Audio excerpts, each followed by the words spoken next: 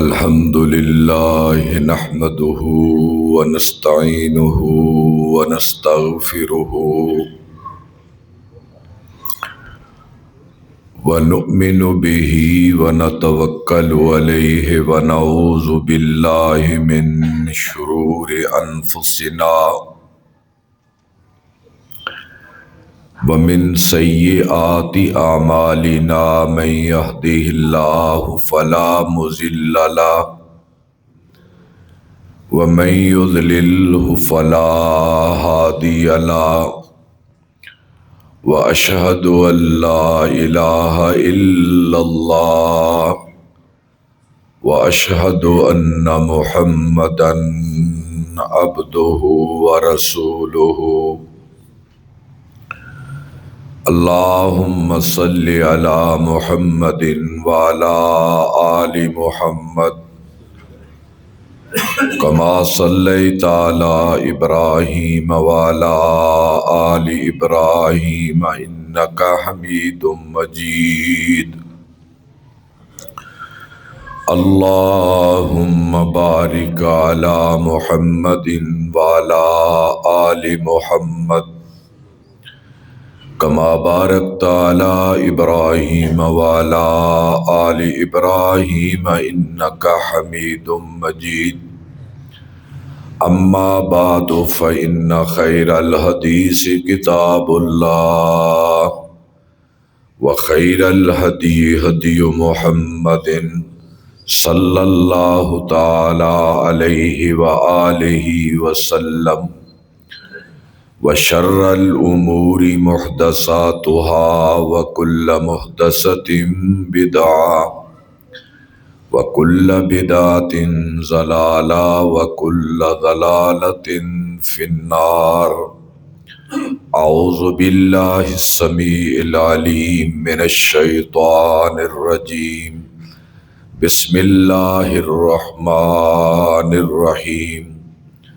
والذين إذا ذكروا بآيات ربهم لم يخروا عليها صما وعميانا والذين يقولون ربنا هب لنا من أزواجنا وذرياتنا قرة أعين واجعلنا للمتقين إماما أولئك يجزون الغرفة بما صبروا ويلقون فيها تحية وسلاما خالدين فيها حسنت مستقرا ومقاما قل ما يعبأ بكم ربي لولا دعاؤكم فقد كذبتم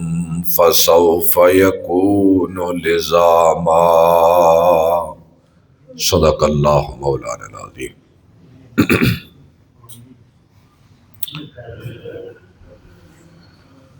اللہ تعالیٰ کی حمد و ثناء اور حضور نبی اکرم صلی اللہ تعالی علیہ وآلہ وسلم کی مبارک ذات پر انگنت اور لا تعداد درود و سلام کے بعد میں اپنی بات کا وہیں سے آغاز کروں گا جہاں میں نے اپنی بات کو پچھلے خطبہ میں چھوڑا تھا۔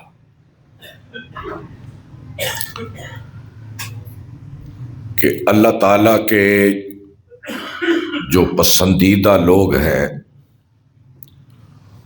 ان کی یہ خوبی ہے کہ جب انہیں اللہ کی آیات پڑھ کر سنائی جائیں، اللہ کی آیات سے مراد یہ ہے اللہ تعالیٰ کی بڑائی، اس کی کبریائی، اس کی خلاقی، اس کی صنائی، اس کے عذاب، اس کی پکڑ، اس کی سزا، اس کی جزا، یہ سب اللہ کی نشانیاں ہیں، اللہ کی آیات ہیں۔ اور جب ان کا ذکر کیا جاتا ہے تو خدا کے پسندیدہ بندوں سے یہ باتیں ان کے سروں سے گزر نہیں جاتی، بلکہ وہ اس سے سبق اور نصیحت حاصل کرتے ہیں۔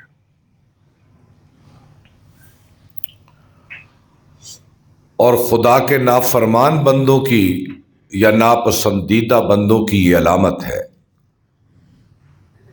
کہ انہیں قرآن پڑھ کر سنایا جائے، رسول کے احکام سنائے جائیں،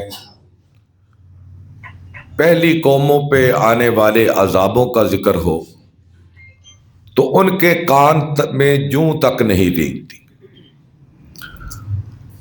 اور وہ سمن امیون بکمن ہوئے رہتے ہیں، وہ سنی بات انسنی کر دیتے ہیں، دیکھی بات اندیکھی کر دیتے ہیں، ان کے دل پتھر ہو چکے ہوتے ہیں،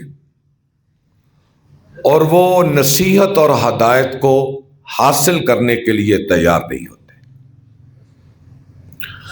انہیں اللہ کے وعدوں پہ کوئی یقین نہیں ہوتا جو اللہ اپنے بندوں سے وعدے کرتا ہے۔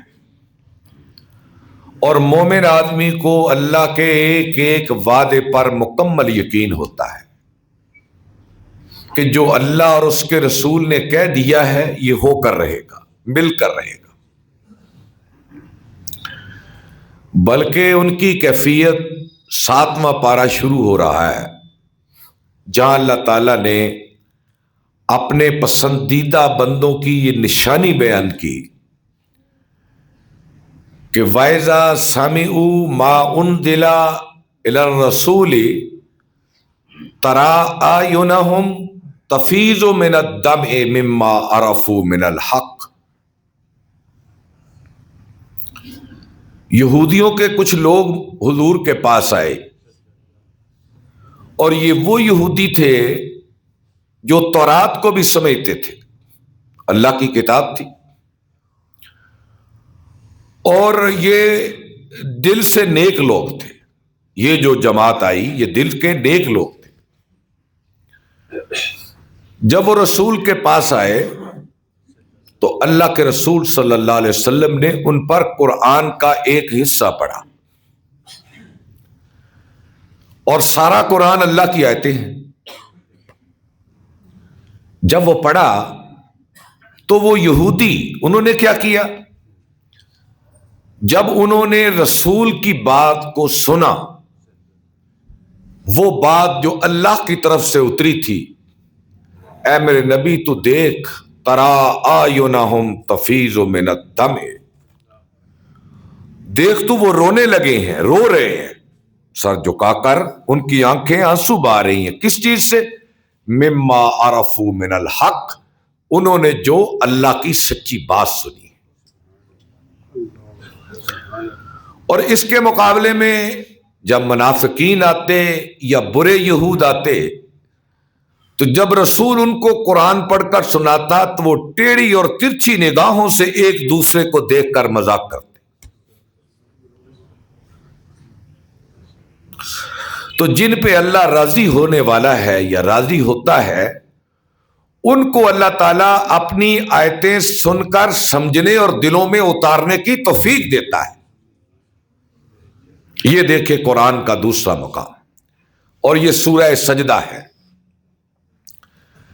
اللہ رب العزت فرماتے ہیں انما یؤمن بآیاتنا الذین اذا ذکروا بها خروا سجدا وسبحوا بحمد ربهم وهم لا یستکبرون،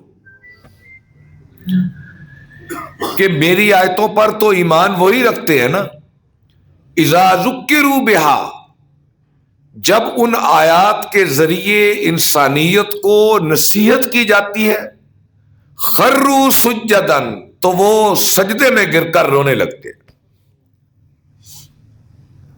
وسبحوا بحمد ربهم وهم لا یستکبرون، اور فوراً خدا کی تسبیح کے لیے اٹھ کھڑے ہوتے ہیں اور ان کے مزاج میں تکبر نہیں آتا، اور میری آیات کو سن کر ان پہ اتنا خوف طاری ہو جاتا ہے، تتجافا جنوبہم عن المضاجع یدعون ربہم خوفا وطمعا ومما رزقناہم ینفقون، کہ اس خوف کی وجہ سے راتوں کو اٹھ کر پھر وہ تہجد میں میرے سامنے رونا شروع کر دیتے ہیں، اور جو ان کے پاس مال ہوتا ہے وہ میری راہ میں خرچ کرنا شروع کر دیتے ہیں۔ یہ اللہ تعالیٰ نے اپنے مومن بندوں کی خوبی بیان کی کہ قرآن کی آیات، اللہ رسول کی بات کو سن کر ان کی کیفیت کیا ہوتی ہے۔ اور قرآن مجید میں کہ ایک اور مقام پر اللہ تعالیٰ نے، یہ سورہ انفال ہے، یہ کیفیت بیان کی کہ انما المؤمنون الذین، میرے مومن بندے تو وہ ہے، انما المؤمنون الذین اذا ذکر اللہ وجلت قلوبہم واذا تلیت علیہم آیاتہ زادتہم ایمانا وعلی ربہم یتوکلون۔ میرے مومن بندے تو وہ ہیں جب اللہ کا ذکر کیا جاتا ہے تو ان کے دل ڈرنے لگتے، دل کانپنے لگتے ہیں کہ بنے گا کیا، کہ میرا دامن تو خالی ہے، اللہ مجھ سے نیک اعمال کے تقاضے کر رہا ہے، میں نے تو جوانی گنوا دی، میں نے تو پوری زندگی دنیا کمانے بنانے میں لگا دی، اور میں نے اللہ کے ایک حکم کو بھی نہیں پورا کیا، کل مرنے کے بعد بنے گا کیا۔ وَإِذَا تُلِيَتْ عَلَيْهِمْ آيَاتُهُ زَادَتْهُمْ ایمانا، اور جب اللہ ان پہ اپنی آیات پڑھ کے نبی کے ذریعے سناتا ہے نا ان کو اپنے وعدے کہ بھئی تمہارے اعمال کے بدلے میں تمہیں یہ دوں گا، زادتہم ایمانا، تو مومنوں کا شوق لقام ایمان اور بڑھنے لگتا ہے۔ وَعَلَىٰ رَبِّهِمْ يَتَوَكَّلُونَ، ہر حال میں ان کا بھروسہ اپنے خدا پر ہوتا ہے۔ تو یہ مومن کی نشانی ہے کہ اسے جمائیاں نہیں آتی، وہ سست نہیں پڑتا، وہ اکتاتا نہیں، اس کی طبیعت میں اکتاہٹ نہیں آتی جب اس کے سامنے اللہ رسول کی باتوں کا ذکر کیا جاتا ہے۔ وہ چوکنا ہو جاتا ہے، وہ ہوشیار ہو جاتا ہے، اور دل ہی دل میں وہ ڈرنے لگتا ہے کہ موت کے بعد میرے ساتھ معاملہ کیسا ہوگا۔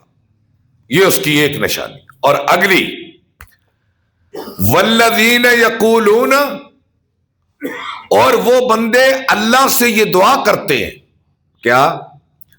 ربنا ہب لنا من ازواجنا وذریاتنا قرۃ اعین، یا اللہ ہماری بیویوں کو، ہمارے بچوں کو ہماری آنکھوں کی ٹھنڈک بنا دے۔ اس آیت کا ترجمہ اور مفہوم سمجھنے کے لیے ہمیں تھوڑا سا پیچھے آنا پڑے گا۔ یہ آیت اس زمانے میں اتری جب مسلمان مکے سے مدینہ ہجرت کر کے چلے گئے۔ اب حالت یہ تھی کہ اگر باپ مسلمان ہجرت کر کے مدینے میں چلا گیا تو بیٹا کفر کی حالت میں مکے میں موجود تھا، اگر شوہر ہجرت کر کے مکے سے مدینے چلا گیا تو بیوی حالت کفر میں مکے میں موجود تھی، اور اگر بیوی ہجرت کر کے مسلمان ہو کر مدینے میں چلی گئی تو شوہر حالت کفر میں مکے کے اندر رہ رہا تھا۔ اگر ماں مسلمان ہو کر مدینے میں چلی گئی تو بیٹی حالت کفر میں مکے کے اندر موجود تھی۔ اب جو لوگ ہدایت کو پا چکے تھے اور ہجرت کر کے حضور کے ساتھ مدینے میں جا چکے تھے، اور قرآن بارش کی طرح اتر رہا تھا، حضور کی زبان سے وہ دنیا آخرت کی کامیابی کی باتیں سن رہے تھے، جنت اور دوزخ کے تذکرے سن رہے تھے، تو ان کے دلوں کی حالت یہ تھی کہ وہ راتوں کو اٹھ کے روتے، الہی میری بیوی، میری بیٹی، میرا بیٹا اگر اسی طرح حالت کفر میں مر گیا تو یہ تو دوزخ میں چلا جائے گا۔ یہ صحابہ کے دلوں کی کیفیت تھی، اور وہ اس پہ روتے تھے کہ پروردگار بنے گا کیا؟ ان کو دین کی سمجھ نہیں آ رہی، پیغمبر کی نبوت کو قبول کرنے کی طرف ان کی توجہ نہیں آ رہی، اگر اسی طرح یہ حالت کفر میں مر گئے تو بنے گا کیا؟ اس کیفیت کا ایک واقعہ سیرت نگاروں نے لکھا ہے کہ جنگ بدر میں، یہ جنگ ایسی تھی کہ ایک طرف باپ ہے تو دوسری طرف بیٹا۔ حضرت ابو بکر اور ان کے بیٹے عبد الرحمان کا واقعہ آپ سنتے، ایک طرف چچا تھا تو ایک طرف بھتیجا، ایک طرف ماموں تھا تو ایک طرف بھانجا۔ یہ عجیب جنگ تھی۔ حضرت عباس حضور کے چچا کفر کی طرف سے آئے، تو اسی طرح اتبا، بڑا مشہور نام سنتے ہیں آپ اتبا کا، یہ کمانڈر تھا ان کا، یہ کفر کی طرف سے آیا، اور اس کا بیٹا ابو حذیفہ، سب کہہ دو رضی اللہ تعالی عنہ، ابو حذیفہ بہت بڑا نام، سردار کا بیٹا، اور مکے میں اسلام قبول کر لیا اس نے۔ یہ حضور کے چہیتوں میں سے تھا اور مسلمانوں کے جتھے کی قیادت کا آدمی تھا، کوئی چھوٹا آدمی نہیں تھا، سردار کا بیٹا تھا، اور چڑھتی جوانی، بڑا حسین، جس کا غلام سالم مولا ابو حذیفہ رضی اللہ تعالی عنہ، یہ کفر کی طرف سے، اتبا اور بیٹا اسلام کی طرف سے۔ اب 70 سردار مر گئے، قتل ہو گئے، اور آپ نے فرمایا ان سرداروں کو لا کر بیر بدر میں، یعنی بدر کے اس کنویں میں پھینک دو۔ جب اتبا کی لاش کو گھسیٹا گیا نا، یہ کیفیت تو بیٹا ہی جان سکتا ہے نا، کہ بیٹے کے سامنے جب باپ کی لاش کو گھسیٹ کر لایا جا رہا تھا نا اس کنویں میں پھینکنے کے لیے، تو ابو حذیفہ یہ منظر دیکھ رہا تھا اپنی آنکھوں سے۔ آپ اندازہ کریں،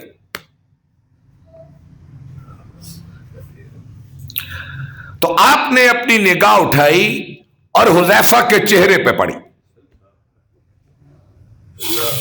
کیا دیکھا کہ ابو حذیفہ کا چہرہ زرد ہو رہا ہے، زرد، پیلا۔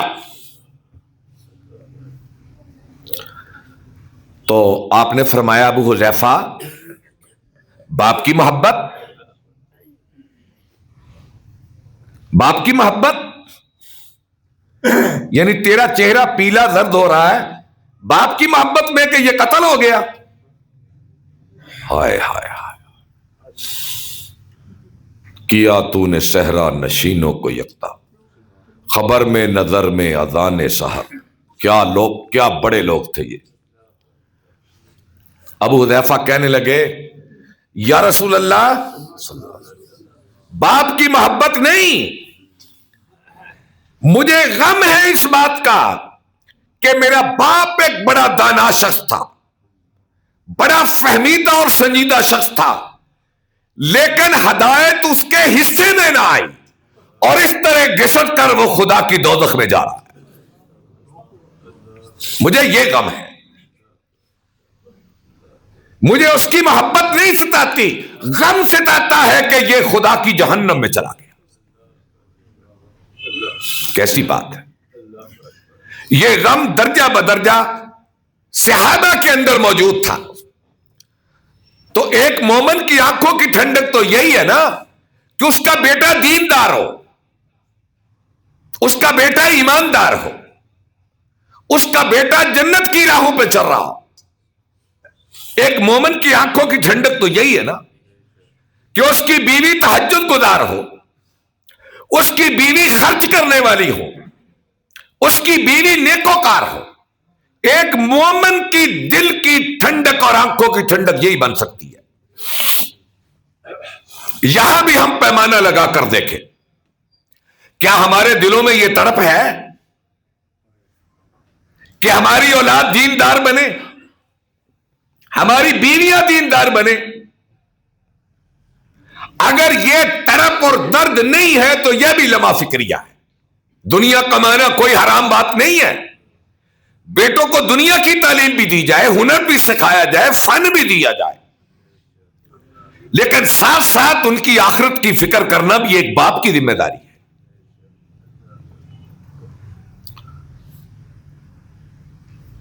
اسے دین کے علوم سے آگاہی، آشنائی، یہ بھی باپ کی ذمہ داری ہے. اس کو مسجد میں لانا بھی باپ کی ذمہ داری ہے. جس طرح اسے ٹیوشن سینٹر پہ چھوڑنا اس کی ذمہ داری ہے، مسجد میں لانا بھی اس کی ذمہ داری ہے. جس طرح اسے علوم دنیا پڑھانے کے لیے اس پہ خرچ کرنا اس کی ذمہ داری ہے، تو اس کے دین کے علوم سے آگاہ کرنے پہ خرچ کرنا بھی اس کی ذمہ داری ہے. مومن کی آنکھوں کی ٹھنڈک اسی وقت ہوتی ہے جب بیٹے کو نماز پڑھتے ہوئے دیکھتا ہے، جب بیٹے کو اللہ کی بارگاہ میں ہاتھ اٹھائے ہوئے خدا سے مانگتا ہوا دیکھتا ہے. تو اللہ نے اہل ایمان کو دعا سکھائی، مدینے کے اہل ایمان کو کیا کہی کہ یہ پریشانی جو تمہیں ستا رہی ہے نا، ان کا کفر میں جینا اور اسلام نہ لانا، تو تم راتوں کو اٹھ کے یہ دعا کیا کرو، ربنا ہب لنا من ازواجنا یاد کر لے یہ دعا. اور یہ نافرمان اولاد پہ بھی بڑی فیکٹ آتی ہے کہ جب بیوی نافرمان ہو، بیٹا نافرمان ہو، بیٹی نافرمان ہو، اور یہ درد تو آج ہر گھر میں موجود ہے دین سے دوری کی وجہ سے، کہ بیویوں کے مطالبے اور شوہر کی نافرمانی گھر گھر میں موجود ہے. اور یہ بھی علامات قیامت میں سے ہے. بیویوں کا شوہروں کے کندھوں پہ سوار ہو جانا اور بیویوں کا اپنے شوہروں پہ حکم چلانا، اور شوہر بیچاروں کا بیوی کے شر سے ڈرنا، اور اولاد کے شر سے والدین کا ڈرنا، اولاد کی بے لحاظی بدتمیزی سے والدین کا ڈرنا، بیٹی کے شر سے ماں کا ڈرنا، یہ علامات قیامت میں سے ہے. ہر گھر میں یہ درد ہے. اولاد والدین کو ستا رہی ہے، بے لحاظی کر رہی ہے، بے جا مطالبے کر رہی ہے. مزدور باپ سے بیٹا کتنے مطالبے کرتا ہے. ایسی اولاد کو شرم آنی چاہیے.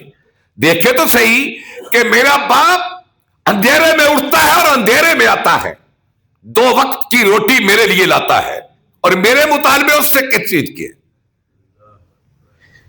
بیویاں اپنے شوہر سے مطالبے کرتے ہوئے ان کی استطاعت کا لحاظ رکھے، شوہر کو مجبور نہ کرے کہ وہ حرام طریقے سے روزی آپ کے لیے کمائے. تو اس پر جہاں دنیاوی تدبیریں کرنا ہے، ساتھ یہ دعا کرو، ربنا حب لنا من ازواجنا وذریاتنا قرۃ اعین واجعلنا للمتقین اماما. یا اللہ میری بیوی اور میرے بچوں کو ہدایت دے دے. یہ دعا کریں اللہ سے. آگے فرمایا یہ ساری خوبیاں بیان کرنے کے بعد اولئک یجزون الغرفۃ بما صبروا، جن میں یہ اوصاف ہوں گے ان لوگوں کو میں اپنی جنت کے بالا خانے دوں گا ان کے صبر کی وجہ سے. اچھا جی، صبر کیا ہے؟ ان کے صبر کی وجہ سے میں انہیں جنت کے بالا خانے دوں گا. ایک ایک خوبی پہ چلتے آئے، میں اجمالاً آپ کو سمجھا دیتا ہوں. شروع ہوا تھا نا، رحمان کے بندے بڑے عاجز ہوتے ہیں. دولت مندی کے باوجود، طاقت کے باوجود عاجز رہنا یہ بہت بڑا صبر ہے. کیوں جی؟ طاقتور بھی ہو، پاور بھی ہو، دولت بھی ہو، پھر متکبر نہ ہو، عاجز رہے، یہ بہت بڑا صبر ہے. راتوں کو اٹھ کے تہجد پڑھنا بہت بڑا صبر ہے. ٹھنڈے پانی میں وضو کرنا، پھر دیر تک اللہ کے سامنے کھڑا ہونا بہت بڑا صبر ہے. جھوٹی گواہی سے باز رہنا بہت بڑا صبر ہے. مال ہوتے ہوئے اسراف نہ کرنا بہت بڑا صبر ہے. اپنی خواہشات کو دبا کے رکھنا بہت بڑا صبر ہے. کیا خیال ہے؟ خواہشات کو قابو میں رکھنا. پیچھے خوبی بیان آئی تھی نا، وہ زنا نہیں کرتے، اور اس جذبے کو دبا کے رکھنا، قابو میں رکھنا، یہ بہت بڑا صبر ہے. یہ ساری خوبیاں صبر ہے. اور صبر کا مفہوم یہ ہے رک جانا، چلتے چلتے رک جانا. مطلب کیا ہے؟ چلے تھے ہم، راستے میں پتہ چل گیا کہ یہ حرام ہے، رک جانا. چلے تھے ہم کسی کام کی طرف، راستے میں پتہ لگا کہ یہ اللہ کے حکم کے خلاف ہے، رک جانا، یہ صبر ہے.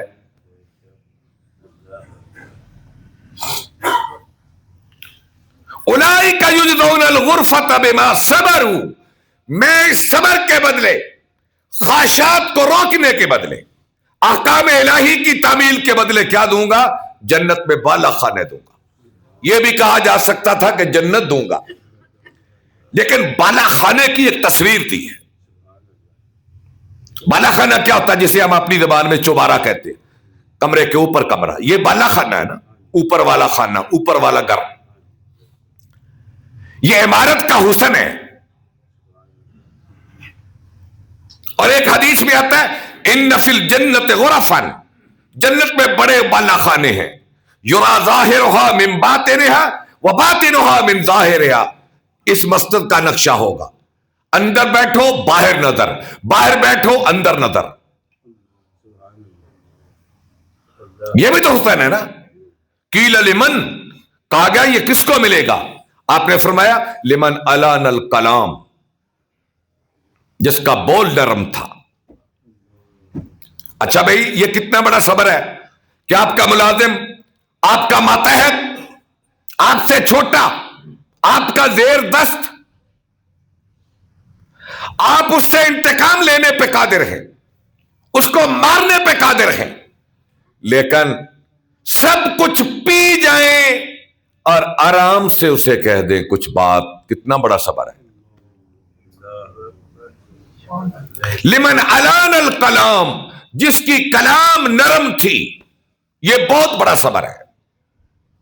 آپ کا ملازم نافرمانی کرے، آپ اسے تھپڑ بھی مار سکتے ہیں، گالی بھی دے سکتے ہیں، نوکری سے نکال بھی سکتے ہیں، بڑا سخت رویہ بھی پیش آ سکتے ہیں، لیکن آپ نرم بات کریں تو کتنا بڑا صبر ہے. یہ اس کو ملے گی. وَأَطْعَمَ الطَّعَامَ، خود حلال کما کر کسی کو دے دینا، کتنا بڑا صبر ہے. جی کرتا ہے کہ کمائے آدمی خود اور کھلائے کسی کو، یہ بہت بڑا صبر ہے. وَأَطْعَمَ الطَّعَامَ وَصِلَ الْأَرْحَامَ، رشتہ دار کی اذیتیں، رشتہ داروں کی طرف سے اذیتیں بڑی پہنچتی ہیں.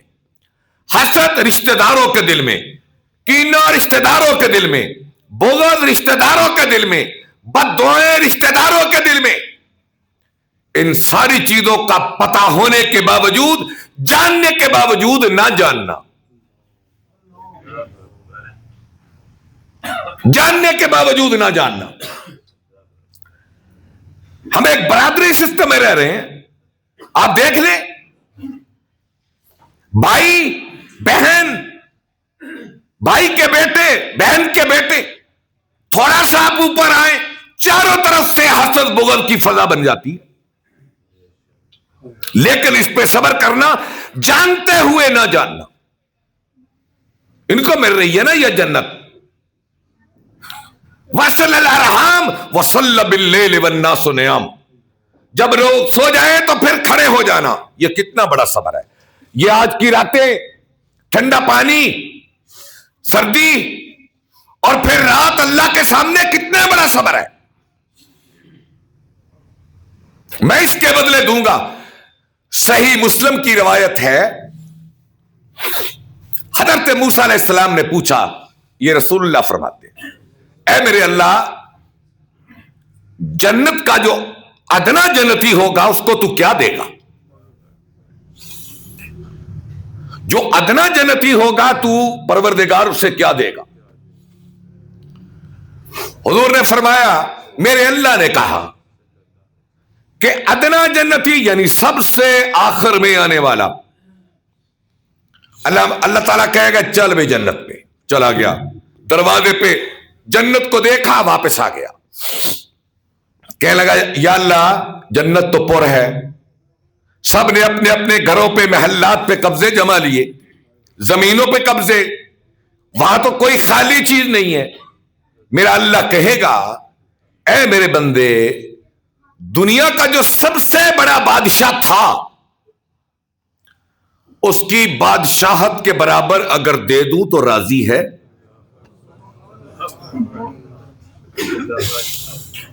دنیا کے بڑے بادشاہ کی بادشاہت کے برابر دے دوں تو راضی ہے؟ کہے گا یا اللہ راضی ہوں. میرا اللہ کہے گا چل ذرا جنت کے اندر داخل ہو. اس کا مفہوم یہ ہے، چلتے چلتے میرا اللہ اسے کہہ دے گا کہ بھائی ایک بادشاہ کی بادشاہت کے برابر نہیں، اس سے 5 گنا میں تمہیں زیادہ دے دیتا ہوں، چل. آپ نے فرمایا اس کی باتیں کھل گئیں، خوشی سے مسکرانے لگا. میرا اللہ کہے گا اب راضی ہے؟ کہے گا یا اللہ راضی ہوں.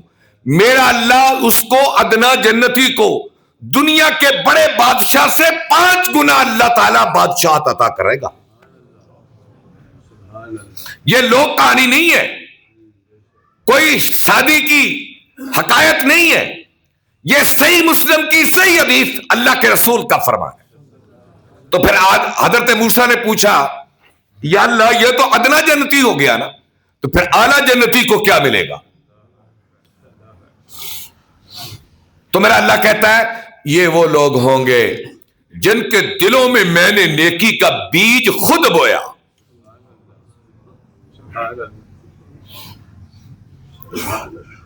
جن کے دلوں میں نیکی کا بیج میں نے خود بویا، پھر انہیں میں نے اعمال صالحہ کی توفیق دی. جو میں ان کو دوں گا نا، اے موسیٰ، اس کا تصور بھی کسی انسان کے دل سے نہیں گزرا اور کسی آنکھ نے دیکھا نہیں، کسی کان نے سنا نہیں.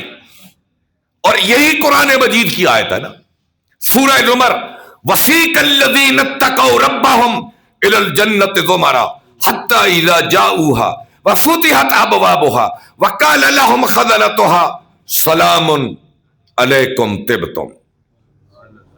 قرآن کہتا ہے جب وہ جنت کے دروازے سے پہ آئیں گے نا تو اللہ تعالیٰ اپنے ملائکہ کو ان کے استقبال کے لیے جنت کے دروازوں پہ کھڑا کر دے گا.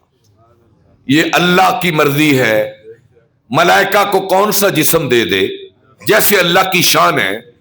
وہ استقبال کے لیے، ان لوگوں کے استقبال کے لیے جنت کے دروازوں پہ کھڑے ہو کر کیا کہیں گے؟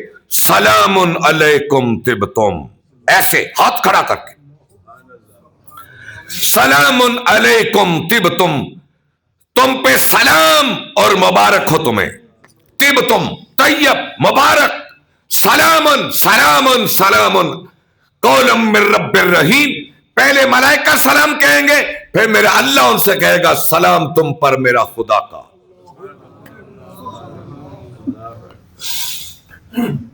وقالوا الحمد للہ الذی صدقنا وعدہ وَأَوْرَثَنَا الْأَرْضَ نَتَبَوَّأُ مِنَ الْجَنَّةِ حَيْثُ نَشَاءُ فَنِعْمَ أَجْرُ الْعَامِلِينَ. وہ کہیں گے یا اللہ تو نے اپنے وعدے سچ کر دکھائے اور ہم نے جنت کے وارث بن گئے. اور اے میرے نبی کیا خوب ہے عمل کرنے والوں کا صلہ. آگے آخری بات آخر میں یہ آج یہ باب ختم ہو رہا ہے جس کا میں نے 3 خطبات جمعہ پہلے آغاز کیا تھا. اس کی آخری آیت، آخری جملہ، آخری لفظ. آگے اللہ نے کیا کہا؟ یہ اللہ کا گلہ ہے، اپنے بندے سے گلہ ہے. وہ کیا ہے کہ اے میرے بندو، میں نے پیچھے کہا یہ بھی مجھ سے کہو، یہ بھی مجھ سے کہو. میرے بندے مجھ سے یہ کہتے ہیں، لیکن یاد رکھو قل ما یعبؤ بکم ربی لولا دعاؤکم. اے میرے حبیب ان سے کہہ دو اگر تم مجھے نہیں پکارو گے، اگر تم مجھ سے یہ خوبیاں نہ مانگو گے، اگر تم مجھ سے طلب کی حاجت نہ رکھو گے، تو پھر کیا ہے؟ لولا دعاؤکم، اگر تم مجھے نہ پکارو گے تو مجھے بھی تمہاری پھر کوئی پرواہ نہیں ہے. اللہ بھی پرواہ اس کی کرتا ہے جو اپنے اللہ سے مانگتا ہے. آج میرے بھائیوں اللہ سے مانگنے کا رواج ختم ہو گیا. آج ہمیں اپنے وسائل پہ بھروسہ ہے، اپنے اسباب پہ بھروسہ ہے، اپنی تدبیروں پہ بھروسہ ہے، اپنے جتھوں پہ بھروسہ ہے، اپنی جماعت پہ بھروسہ ہے، اپنی دولت پہ بھروسہ ہے، اپنی طاقت پہ بھروسہ ہے. اس لیے ہم کہتے ہیں کہ یہ کام میں اپنی طاقت سے کر لوں گا. ہاں اگر پکارتے بھی ہیں، مانگتے بھی ہیں تو اللہ کو چھوڑ کر پھر بندوں سے. اور بندے بھی وہ مرے ہوئے، اور بندے بھی وہ جو قبروں میں دفن، بندے بھی وہ جن کی ہڈیاں بھی وہ سیدھا ہو گئی.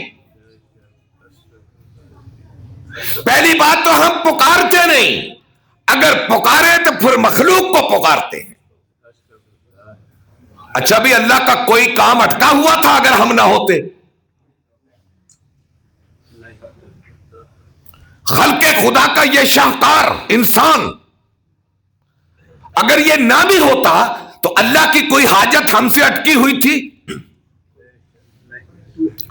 کہ اللہ نے ہمیں پیدا کر کے اپنے دریا ہم سے کھدوانے تھے، نہریں کھدوانی تھی، یہ پہاڑ بنوانے تھے، اللہ نے آسمان کو ٹیک دے کے ہم کھڑے ہیں. اگر ہم نہ ہوتے، نہ بھی ہوتے تو خدا کی خدائی میں کوئی فرق نہیں تھا. اس نے تو ہمیں پیدا ہی اس لیے کیا کہ تم مجھے آوازیں دو، مجھے پکارو، اور پھر یاد رکھو تمہاری پکار سے خدا کی خدائی میں کوئی اضافہ نہیں ہوتا. کیا خیال ہے؟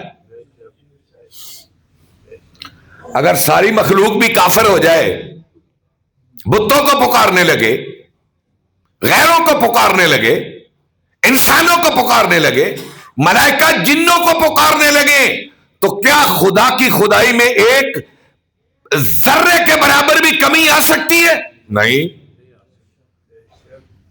خدا اس لیے کہہ رہا ہے اگر تم مجھے پکارو، نہ پکارو گے تو مجھے بھی تمہاری کوئی پرواہ نہیں. پکارو گے تو پرواہ کروں گا.